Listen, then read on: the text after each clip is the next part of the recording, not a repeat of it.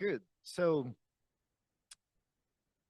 how are you feeling considering what happened in the last 5 years on anti-obesity medication? Sometimes I'm thinking about that, and um, this is, in my opinion, what was the situation more or less 5 to 6 years ago. So after the first wave of the anti-obesity medication that were predominantly, let's say, neurological type of intervention, at least in terms of mechanism of action, and the price, the weight reduction was pretty limited, 5, 6%, 10 in some cases. But then, of course, we started to have all the research about the so-called GLP-1 receptor agonist. And if we consider what is happening right now in terms of literature, I think that the situation is good.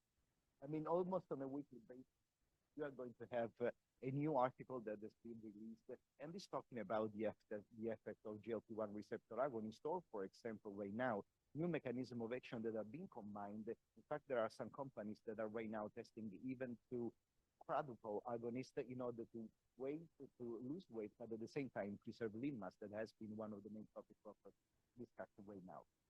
But anyway, let's take a look at what happened, because it sounds like that the mechanism of action of GLP-1 receptor agonist was discovered in the lab. But that is absolutely not true, because the research on the physiological mechanism of GLP-1 at that time called analogs started way back in 1983.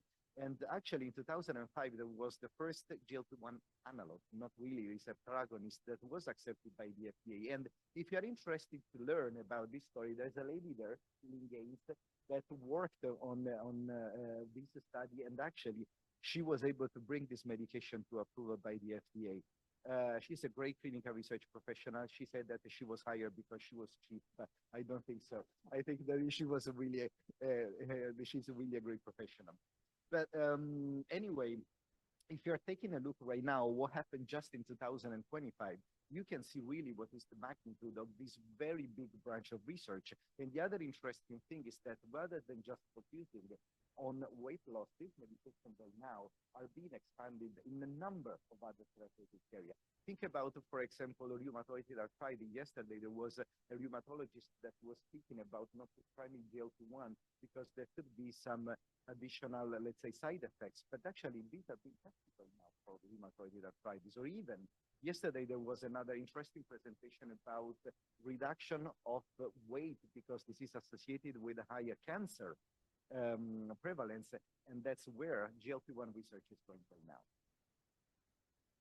If we are considering, again, another measure of what is going to be the interest in this specific area of research, let's just try to take a look at the relationship between research and then in this case number of publications. That is amazing. Just take a look there in order to see what's the exponential relationship between the research that we are conducting right now in GLP-1 and GLP-1 receptor agonists and the number of papers that have been published. That's really amazing.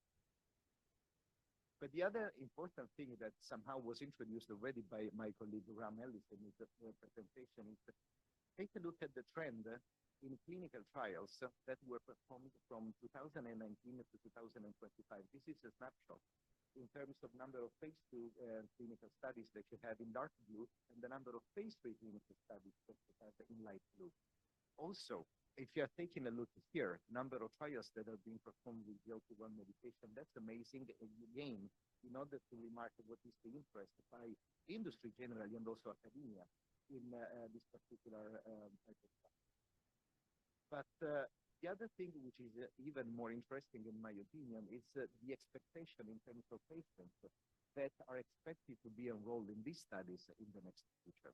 So you see that there is not really a steep straight, but it's a kind of sinusoidal type of relationship because, of course, before starting a phase 3 study, you need first to weigh the results of the phase 2. And generally, if we are considering the up-titration period of phase 2 studies and then enrollment and at least 6 months treatment, generally between a phase 2 and the phase 3, you can consider at least 2 years.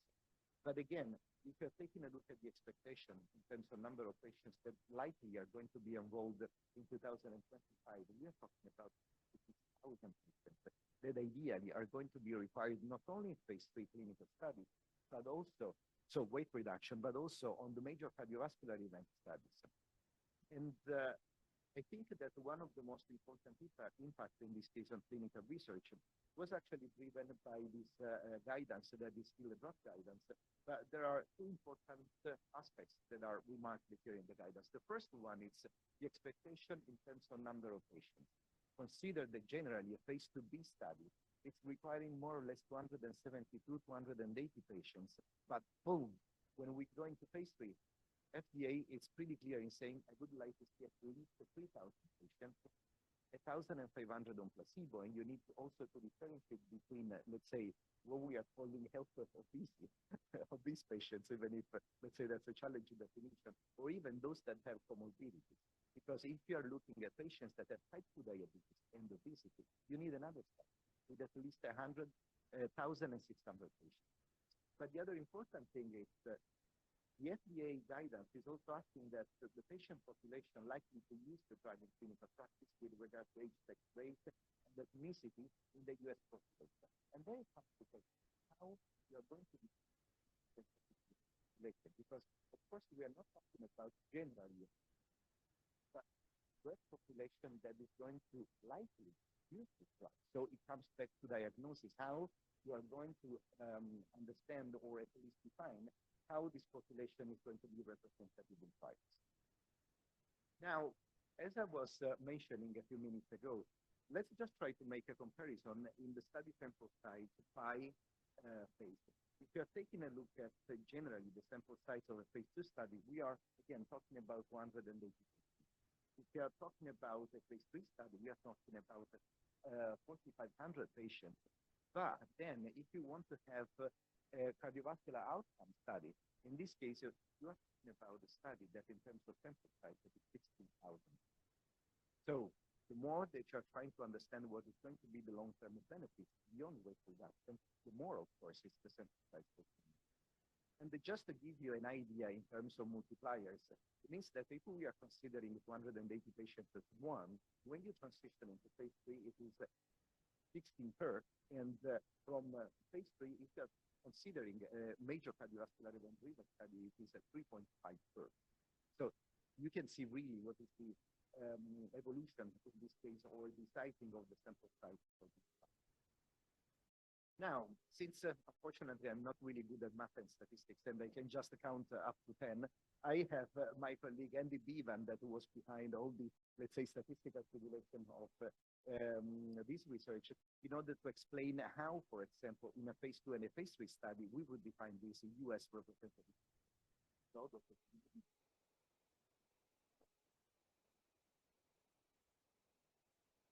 So difficult to follow, David, always. But so firstly, poses the question, how do you define representative? And I guarantee you, go onto Google, you look in textbooks, it won't give you a definitive answer. It'll tell you, look at demographic data. It gives you no parameters around what representative could be. And also, a big challenge in clinical trials is what data source do you use? Do you use publicly available data? For example, Centers for Disease Control. Is that going to be sufficient to characterize the population from the perspective of a clinical trial? So what we did was, the approach we took was to look at a real-world data set, in this case, the Trinetics network. So this provides access to electronic medical records from over 140 million patients in the US, about 80 healthcare organizations. So a large percentage of the US population. It gives access to being able to query data through simple administrative code, but also enables you to dive down into things like laboratory biomarkers, etc. It's also de-identified aggregated data, so it's completely compliant with the US HIPAA privacy rule, and therefore is exempt from IP review approval. So to define our representative population for a clinical trial, we queried the Trinetics data to be able to look at the demographic distribution, that's age, sex, race, ethnicity, Davide said, based on these inclusion criteria. So patients must have been 18 years or older, typically, be enrolling in a clinical trial. And also, per new CDC guidelines around defining obesity using administrative codes, a combination of ICD-10 diagnosis codes, so E codes for adult obesity, and also Z codes for BMI. We sort of had the threshold for BMI being greater, probably 25. Also, we tried to kind of mimic a trial population as closely as possible by excluding those that would be excluded from a clinical trial. So those that had hyperfunction or other disorders of the pituitary gland, Cushing syndrome, or previously had bariatric surgery. And also we wanted to look at patients that were currently living in the system.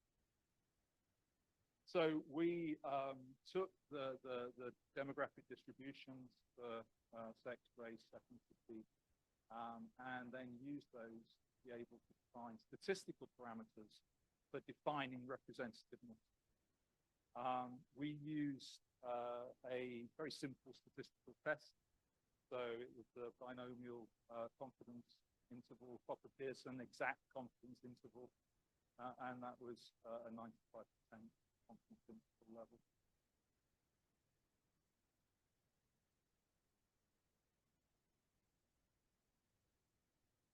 Okay, so results. You can see, well, firstly, the query identified about nearly 66,000 individuals that met eligibility criteria.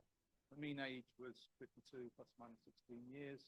And then you can see the distribution. So, nearly 67% were female, just over 32% male, 7% were white, just over 19% were Black and African American, etc. So using those demographic distributions and then applying the 95% confidence intervals around those demographic distributions, you can then start to define what a representative population would be for a US clinical trial. And there are two scenarios presented here. So the first one, A, is a US clinical trial of 4,500 patients. So as Davide mentioned, FDA guidance says at least 4,500 patients be enrolled in. And then you can see, so females of that 4,500, about 2,000 would be females, but there's a range around that, and that's the 95% confidence interval. So within that range, the female population would be considered to be statistically representative of the kinetic population if the number of subjects were in that range. Then you can see the males around about 1,500, and then the range associated with that. Whites, just over 3,100 patients, and you can see the range associated with that. So, and then we looked at the second scenario, which is probably the more likely scenario, which is that in a global trial, which GLP-1 antagonists, for example, are going to dominantly be, we'd expect a proportion of that population to continue. So, assuming an arbitrary 30% population would be in a global trial would be in the US, we again can run the numbers and use the same statistics. So around about 900 patients would need to be female, about 450 patients would need to be male, etc. So this gives us a way of firstly being able to really define what representativeness means statistically, which hasn't been done before and certainly not applied in clinical trials. I think it's methodology that researchers, sponsors of clinical trials can use to be able to meet that FDA requirement. And also, as long as your data can be extracted from a system like the electronic medical record system for administrative coding, you can do it for anything. Alzheimer's, diabetes, pretty much anything you want. So that's the beauty of it and the simplicity of it, really. And with that, I don't know, Davide, do you want to wrap it up with a conclusion? Fine. Okay, so I think you know we've demonstrated that there's evidence of growing interest in drug development. That's not going. That's going to be accelerated. We've quantified what the number of trials and that increase looks like, and then what the estimated volume of patients could be over the next 6 years. We've also defined a methodology which enables us to be able to comply with the FDA guidance around representative US population. And I think critically, we're able to, with the data source that we have, be able to modify that based on eligibility criteria for clinical trials.